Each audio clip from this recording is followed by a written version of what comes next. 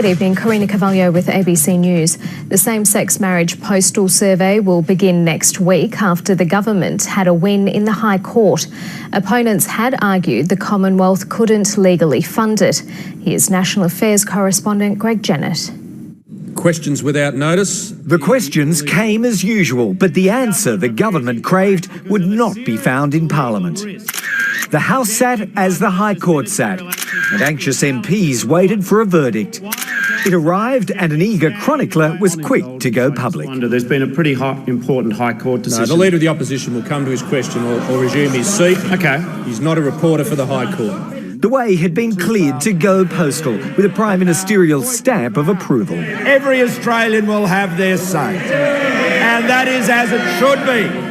The Solicitor General pulled off a clean sweep. All 7 of the court's justices backed the survey's validity. The challengers graciously conceded. We lost the court case, but we need to win the plebiscite.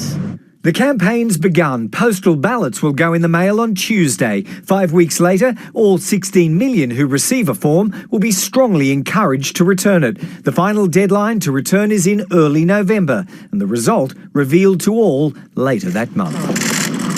Misgivings have faded on the yes side into a determined Rainbow Alliance. Campaign, talk to people, get out the vote. Let's get this done. We are going to work our butts off and we are going to win this thing. Met on the no side by equally determined campaigners.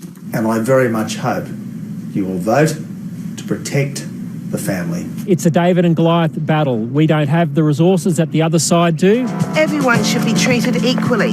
Millions will be spent by both camps. Kids in Year 7 are being asked to role play being in a same-sex relationship. To sway whomever is undecided. The survey's an electoral novelty, ungoverned by any laws or boundaries on what can be said in advertising to inform, inflame or persuade. That's a deficiency the government's looking to fix, with laws to try to protect the tone of debate.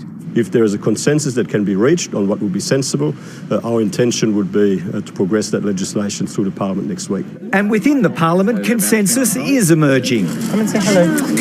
That they, of all people, should handle the next 6 weeks as gently as possible. Greg Jennett, ABC News, Canberra.